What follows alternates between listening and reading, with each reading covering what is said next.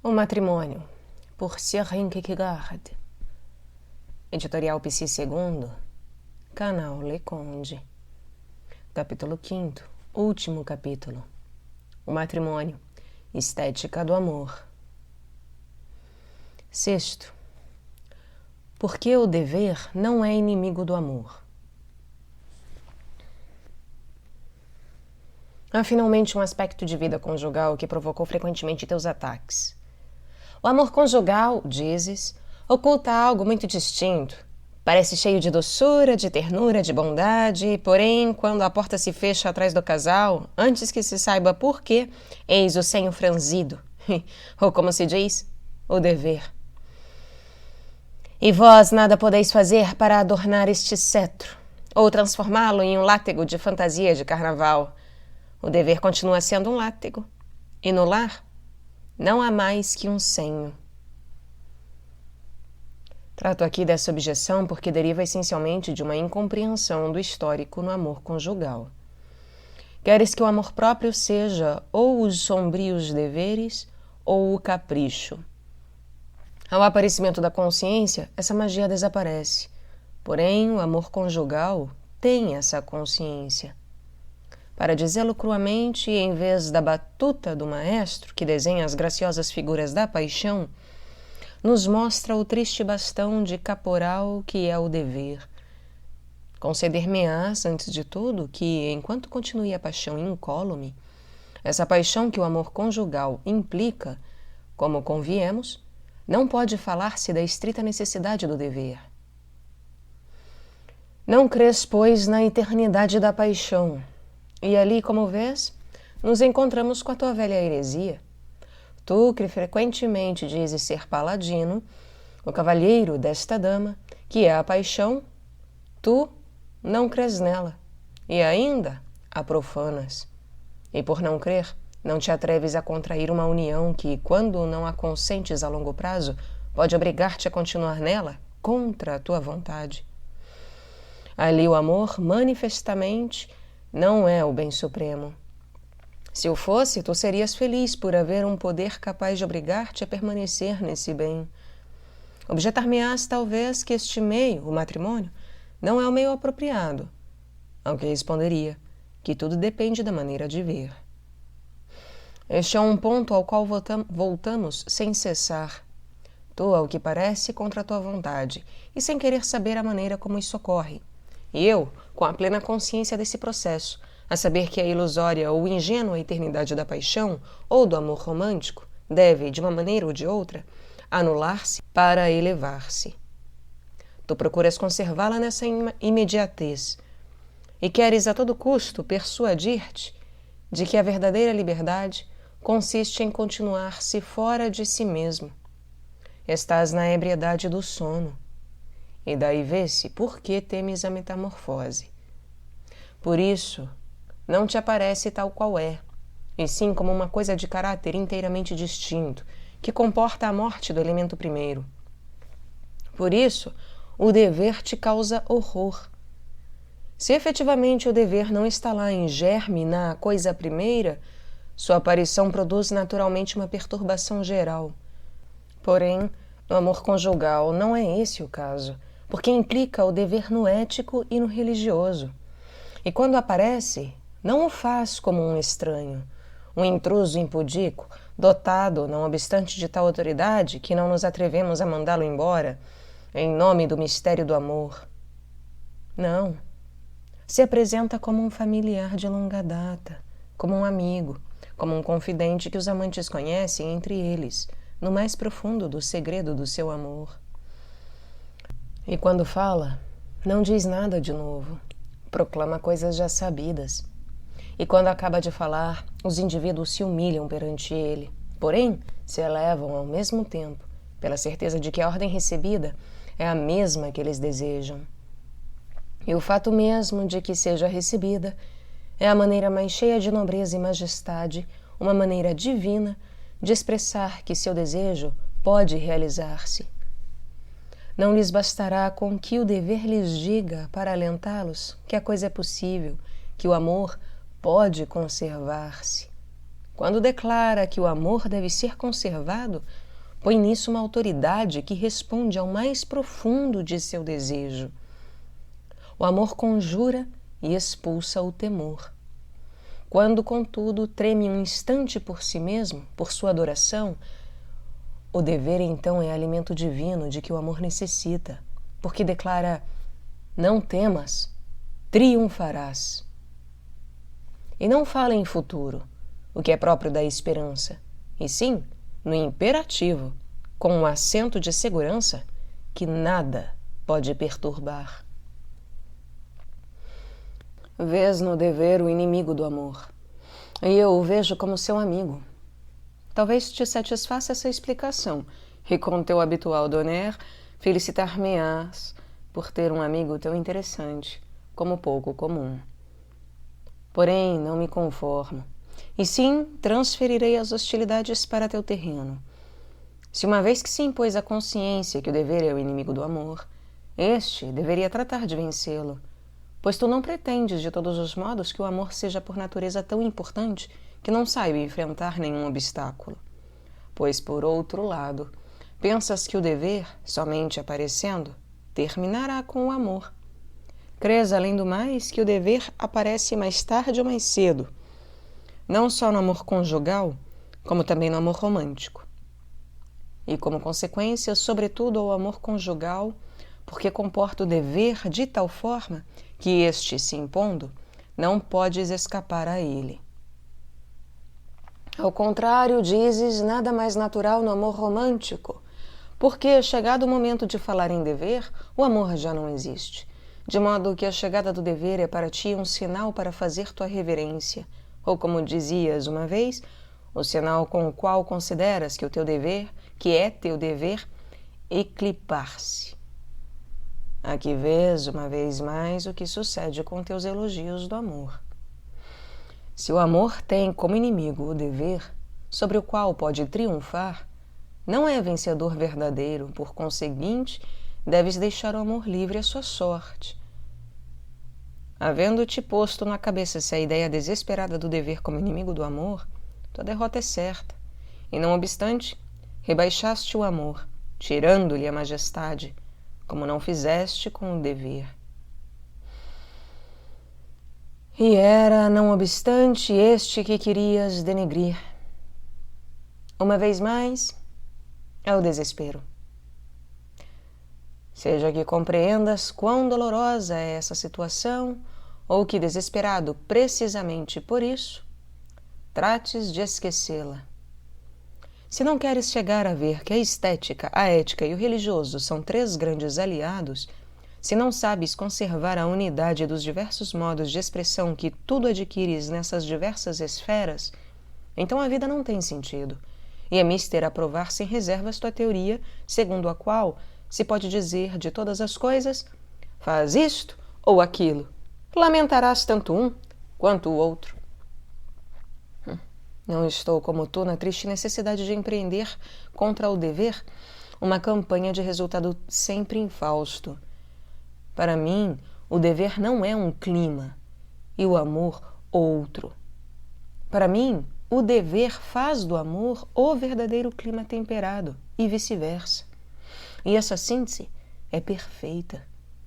Contudo, para pôr em evidência o erro de tua doutrina, examinarei esse ponto mais largamente, rogando-te que consideres as diversas maneiras em que se pode sentir que o dever é inimigo do amor.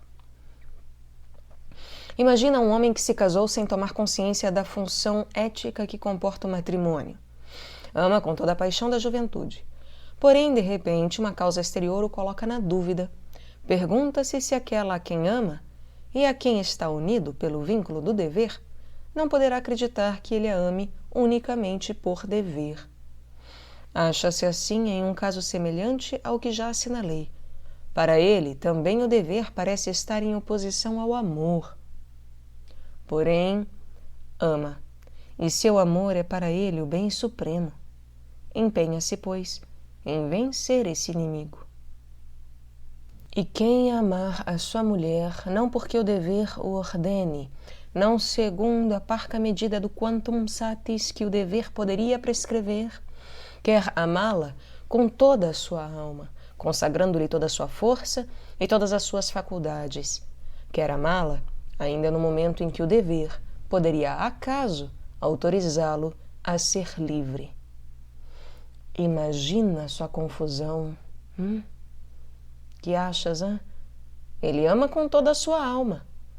Porém, isso é justamente o que o dever lhe ordena. E não nos deixemos perturbar pelos discursos dos que afirmam que o dever não é no matrimônio, senão uma série de fórmulas de cerimônia. O dever é simplesmente um dever, que consiste em amar realmente, no movimento interior do coração. É tão proteiforme como o amor. Declara boas e santas todas as coisas que vêm do amor e reduz às cinzas, por mais formosas e enganosas que sejam, quando não vêm do amor. Vês como nosso homem tomou uma posição falsa, porém, como nele há gosto pela verdade, quando quer fazer mais do que o dever lhe ordena, não faz mais nem menos que obedecer ao dever. Esse excesso é o cumprimento mesmo desse amor, porque o excesso que eu possa fazer consiste sempre em fazer o que o dever ordena. O dever ordena e não pode fazer mais. Tudo o que eu posso é fazer o que o dever manda, e no instante em que o faço, posso, em certo sentido, dizer que faço mais. Traslado o dever do exterior para o interior. Vês ali quanta harmonia, quanta sabedoria, quantas consequências infinitas reinam no mundo do espírito. Quando se parte de um ponto preciso e se segue tranquilamente, com energia e verdade, somente pode tratar-se de uma ilusão, se todo o resto parece contradizer-nos. E se crê sair ganhando em mostrar o inarmônico, mostra-se, ao contrário, a harmonia. O esposo de que falávamos sai, pois, muito bem situado de nosso exemplo. O único castigo em que incorre é escutar como o dever o reprova amavelmente por sua pouca fé. Amor e dever seguem em uníssono. Quando, à semelhança desse homem, tu o separas e pretendes fazer de uma parte o todo, cais continuamente em contradição. É como se no fenômeno B quisesses reparar B e E para eliminar E, dizendo que B é tudo. No momento em que pronunciamos B, dizemos também E. O mesmo ocorre com o amor verdadeiro. Não é um eu mudo e inexpressivo, porém tampouco uma imprecisão débil e inconsistente. É um som articulado, uma sílaba. Se o dever é duro, o amor expressa essa qualidade, o realiza e cumpre com isso mais que o dever. Se o amor está por enfraquecer-se a ponto de não poder manter-se, o dever, então, impõe-lhe limites. Se isso ocorre com tua concepção que vê no dever o inimigo do amor, te sucederia o mesmo que aquele de quem falávamos. Porém, se tuas opiniões são errôneas, são ao mesmo tempo culpáveis. Por isso tu rebaixas não só o dever, mas também o amor. Por isso o dever aparece como um inimigo invencível, porque ama o amor verdadeiro e professa ao falso amor um ódio mortal e o mata. Quando os esposos se amam realmente, não querem reconhecer no amor outra coisa que uma voz eterna, que lhes diz que o caminho segue até a eternidade. E esse caminho que estão dispostos a seguir não somente lhes está franqueado, como também os intima a fazê-lo. E acima desse caminho, vela uma divina providência que lhes abre sem cessar o horizonte e põe indicações nos lugares perigosos. Se se ama realmente, por que recusaria uma autorização divina, com pretexto de que se expressa em linguagem divina e não diz simplesmente convém, mas sim diz deves. Para os amantes, tudo está em ordem. E eu creio que, em nossa língua, o dever se expressa no futuro é para fazer marcante seu caráter histórico. 7º e último. Remessa. Terminei este pequeno trabalho. Quizá te tenha impressionado. Sentes que tudo se transtornou e não podes mostrar-te intratável diante da consequência que me guiou. Apesar disso, se eu houvesse falado simplesmente contigo, ter-te-ia dado trabalho abster-te de uma reflexão maliciosa, acusando-me de haver-te passado um sermão. Porém, não me dirás que minha exposição padece desse defeito. Não o é inteiramente como deveria sê-lo, talvez, quando se dirige a um pecador tão empedernido como tu, e por tuas teorias e teus discursos, que às vezes lembram estranhamente o livro de Eclesiastes, poderia crer-se, deveras, que dele tiraste teus argumentos. Porém, tu mesmo me dás a ocasião de examinar esse problema. Em geral, tu não falas da ética com desdém, e é preciso que estejas realmente enfastiado para que tu a deixes de lado. Enquanto podes fazê-lo, tu a conservas a teu lado. Não deprecio em absoluto o dever. Assim começas comumente com uma voz cheia de doçura o discurso em que preparas uma sutil e funesta emboscada. Longe disso. Porém, antes de tudo é necessário ver claro. O dever é o dever. O amor é o amor. Não façamos confusões, hein? Ou será o amor o único monstro da natureza em sua ambiguidade hermafrodita? Tudo é dever. Ou então, amor. Reconheço que o homem tem o dever de procurar uma situação firme na vida, de ser fiel no exercício de suas funções e também merece ser castigado quando não o faz. Isso é o dever. Assumo uma tarefa precisa. Posso dizer exatamente em que consiste. Prometo cumpri-la escrupulosamente e, se não o fizesse, uma potência superior poderia impor-me. Porém, eis que, por outro lado, ligo-me estreitamente a um amigo. Nesse caso, o sentimento é tudo e não reconheço dever algum. Se o sentimento passa, a amizade desaparece. Isso também está claro. Somente o matrimônio, ao contrário, se baseia no absurdo. Pois o que significa a obrigação de amar? Onde está o limite? Quando terei cumprido o meu dever? Em que consiste exatamente? A que tribunal dirigir-me-ei em caso de conflição? E se não cumpro o meu dever, onde está a potência que possa obrigar-me? O Estado e a Igreja traçaram, é certo, um limite. Porém, ainda que sem ultrapassá-lo, não posso ser um mau marido? Quem me castigará? Quem tomará a defesa da que sofre com minha conduta? Respondo. Tu mesmo. Antes, porém, de acabar com a confusão que acabas de atirar-nos a nós dois, necessito formular uma observação. Há frequentemente em tuas expressões certo equívoco que é essencialmente próprio de teu espírito. Homens mais ligeiros que tu poderiam pronunciá-las e também poderia fazê-lo o temperamento mais melancólico.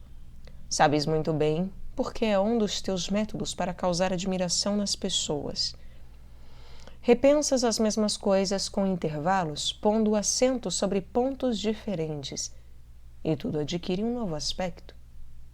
Se te objeta que apenas mudaste de linguagem, respondes com maior sangue frio: acaso não disse a mesma coisa, palavra por palavra? Deixemos esse ponto.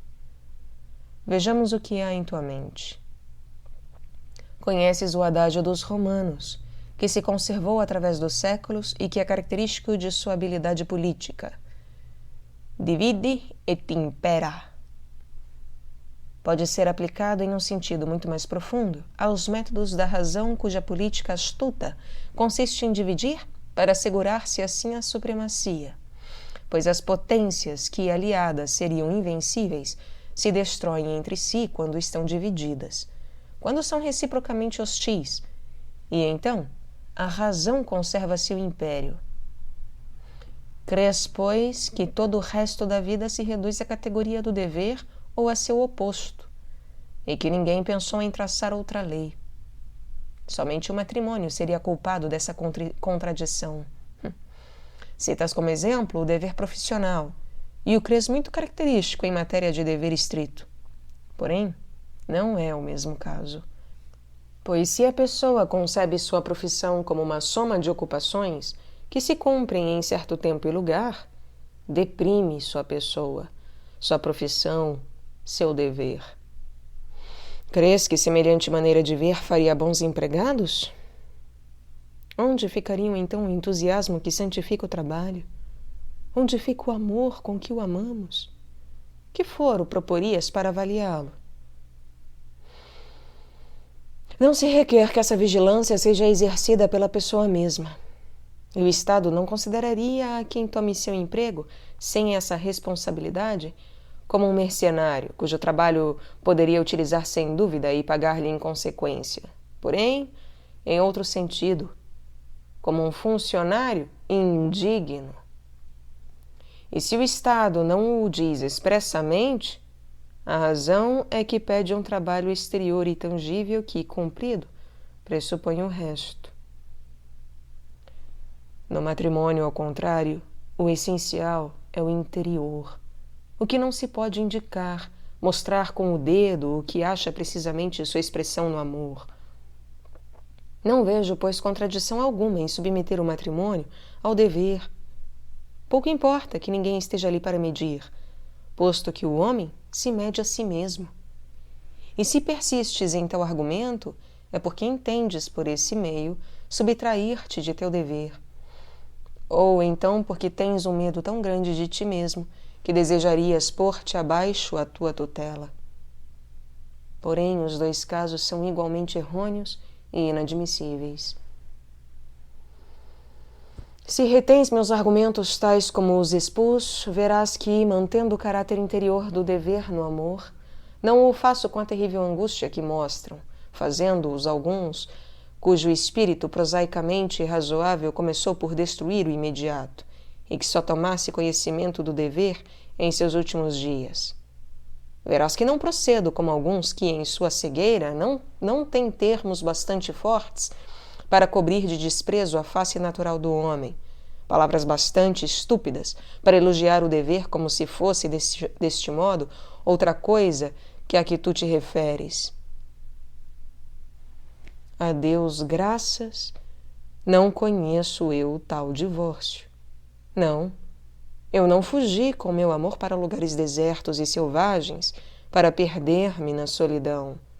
Nem me aconselhei com os vizinhos para saber o que teria que fazer. Esse isolamento e esse particularismo são duas loucuras. Constantemente tenho diante de mim uma impresa vestigia, umas pisadas marcadas, ainda falando desse valor universal que é o dever. Senti também que há instantes em que o único meio de salvação consiste em deixar falar o dever, que é saudável aceitar o castigo, não com melancolia afeminada de um eu tontimo romenos, senão com todo o peso da sociedade. Porém, não tive medo do dever. Não se me apresentou como um inimigo disposto a transtornar o pouco de ventura e de júbilo que eu havia esperado salvar na vida. Mostrou-se a mim como um amigo, o primeiro e único confidente de nosso amor. Porém, essa força em que sempre temos livres perspectivas é a bênção do dever, enquanto que o amor romântico se extravia ou se destrói em razão de seu caráter desprovido de história. Dixi et anima meam liberavi. Não porque minha alma estivesse até aqui presa e se tenha aliviado com esse grande discurso. Não. Ela tem respirado com desembaraço, gozando de sua liberdade. Respiração se diz em latim respiratio, palavra que expressa o refluxo do que primeiro se aspirou. O organismo goza de sua liberdade na respiração. Do mesmo modo, nesta obra, gozei de minha liberdade, e de minha liberdade cotidiana. Recebe agora com boa disposição o que te ofereci com bom pensamento. Se o achares insuficiente para satisfazer-te, olha se tu mesmo não poderias preparar-te melhor, se não esqueceste tal ou qual regra de prudência. Uma velha lenda fala de um imenso gigante de apetite inextinguível que chegou à casa de um camponês cuja comida quis compartilhar. O aldeão apresentou as modestas provisões de seu lar e os olhos glutões do gigante as devoraram todas, com o que calculou certeiramente que não ficaria satisfeito, ainda que comesse tudo. Não obstante, sentam-se à mesa. O camponês não come por uns instantes, temeroso de que não haja bastante para os seus. O gigante estende a mão para o prato, porém o outro o detém com estas palavras: aqui temos o costume de rezar primeiro. O gigante consente, e todos comem até saciar-se. Dixi et animam meam liberavi. Porque eu também livrei a que continuo amando com o frescor da paixão, não que ela estivesse antes presa, mas sim porque se alegrou comigo em nossa liberdade. Recebe minhas cordiais saudações e, como de costume, uma mensagem de carinho de minha mulher. Faz tempo que não te vemos em nossa casa. Digo isso no sentido próprio e no figurado, porque se nos 15 dias cujas noites passei escrevendo esta carta, instar hominum, te vi constantemente em minha casa, não posso dizer que te tenha visto aqui em minha casa, mas sim diante de minha porta, de onde, com meu enérgico esforço discursivo, tratei quase de expulsar-te. E essa ocupação não me foi desagradável. É preciso que seja dito com a certeza de que não me interpretarás mal. Não obstante, será sempre para mim um prazer ver-te entre nós, no sentido próprio e no figurado. Digo com todo o orgulho do esposo autorizado a empregar a fórmula entre nós. Também, entretanto, com todo o respeito humano que qualquer pessoa pode estar certa de falar entre nós. Seria inútil, pois, dirigir-te um convite da família para, no próximo domingo, passar o dia em nossa casa. Vem quando quiseres, porque és sempre bem-vindo. Fica quanto queiras, porque sempre serás um hóspede agradável. E vai embora quando quiseres, sempre à tua disposição. O assessor Wilhelm.